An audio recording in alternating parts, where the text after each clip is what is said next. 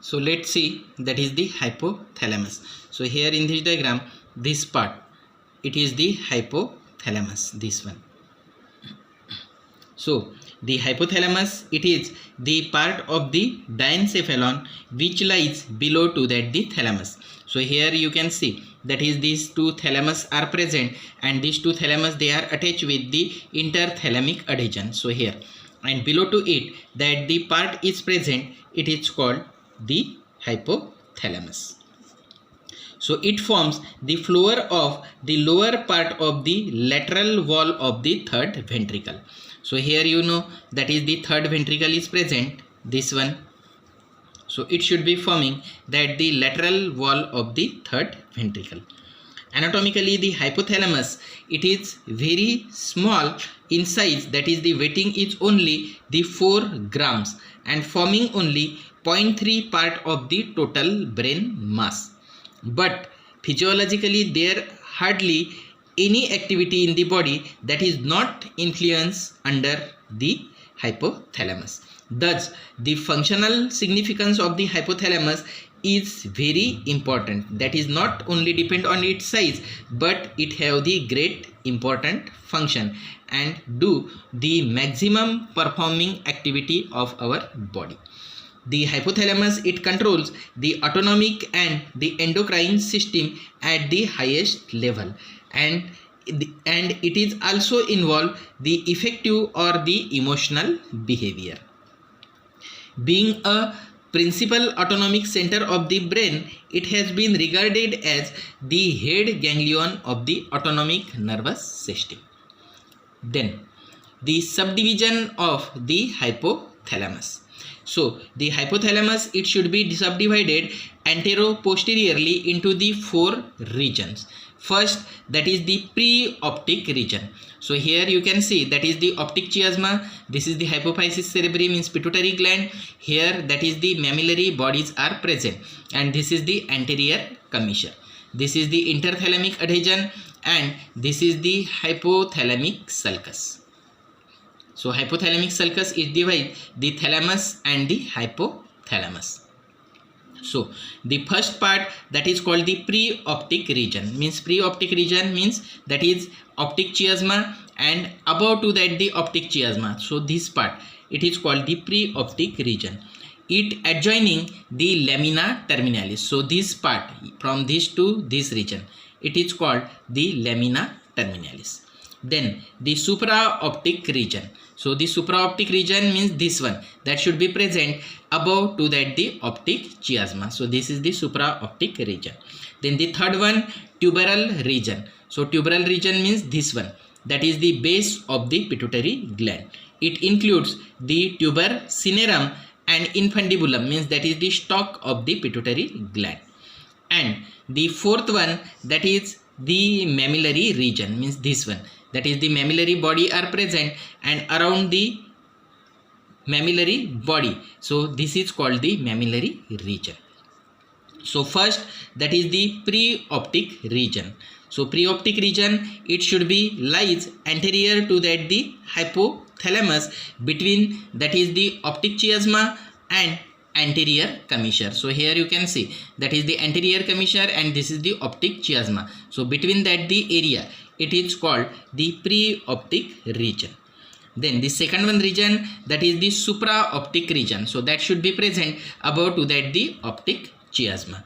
Then the third one, the tuber cinerum. So tuber cinerum, this is the region bounded caudally by the mammillary body, means that is below to it inferiorly, that is the mammillary body is present, and rostrally means superiorly, it should be bounded by the optic chiasma. So between this region, this part, it is called the tuber cinerum, and the tuber cinerum, it connects with the infundibulum. So that is infundibulum, it is the stalk of the pituitary gland.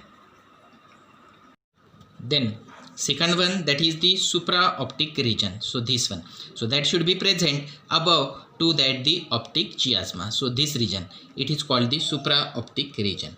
Third one, that is the tuber cinerum.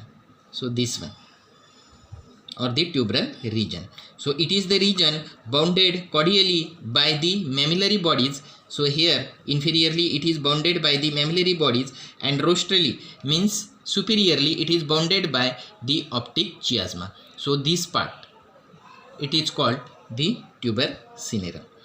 The infundibulum, it connects the posterior lobe of the hypophysis cerebri.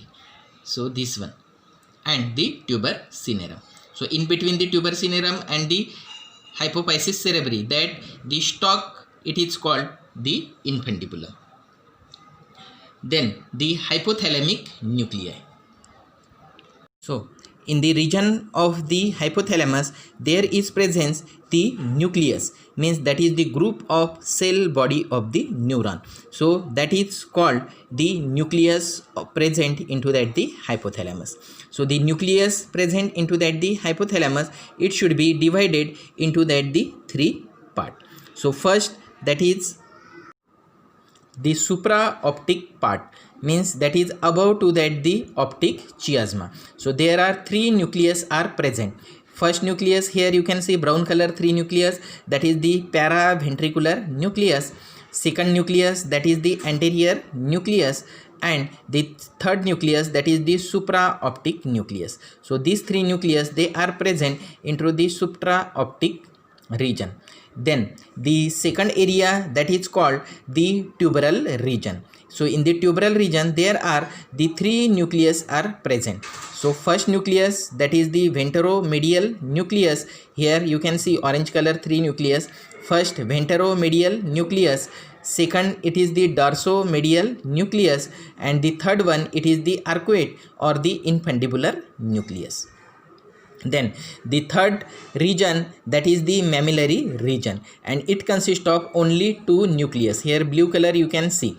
First, that is the posterior nucleus, and the second one, that is the mammillary nucleus. So three nucleus that should be present in the region of the hypothalamus. After then we should have to see, that is the connections of the hypothalamus. So the connections of hypothalamus are numerous and complex. So the important connection related with that the hypothalamus. First, that is the hypothalamo-hypophyseal tract. So it should be forming the supraoptic and the paraventricular nuclei. So here you can see, that is the supraoptic and the paraventricular nuclei. Runs to the pituitary stalk to reach the posterior part of the pituitary gland, means that is the neurohypophysis, and it transport the neurohormones, that is the vasopressin and the oxytocin synthesize. Then the second tract or the second connection, that is from the tuberal nuclei. So this one, which is present into that the tuber cinerum. So that is the axons from the tuberal nuclei enter the region of the median eminence to deliver the neurosecretory material to the hypothalamo-hypophyseal portal system of the blood vessel to control the secretion of the hormones from the anterior pituitary gland. That means the adenohypophysis. Then the third, that is the long axons from the thalamus.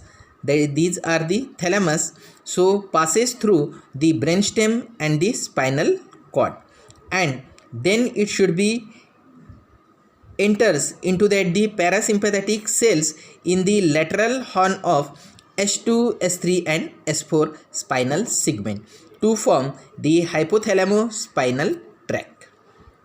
And the last one, that is the mammillothalamic tract. So it connects the mammillary body, here you can see, to the anterior nucleus of the thalamus, which turn projects the cingulate gyrus. So these are the connections of the hypothalamus. After then we should have to see, that is the functions of the hypothalamus. Let's see, that is the functions of the hypothalamus from this part.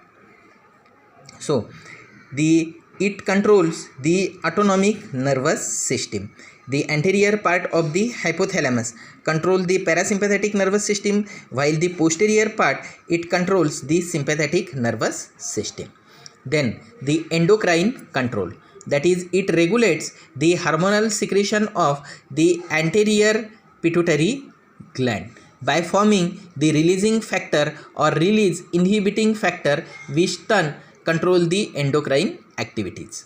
Then the neurosecretion, so it secrete neurohormones, that is the oxytocin and the vasopressin.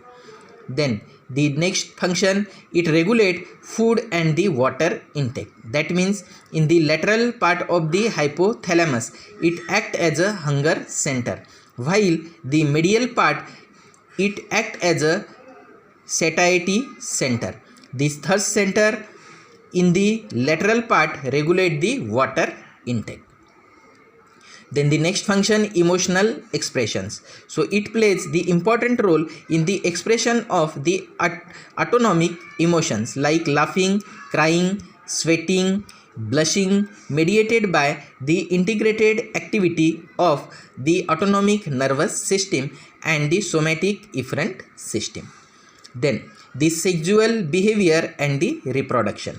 So it regulates the sexual behavior and the reproduction by influencing the secretion of the gonadotrophic hormone by the pituitary gland. Then the temperature regulation. The anterior portion of the hypothalamus prevent the rise in the body temperature, while the posterior part promotes the heat conservation and heat production.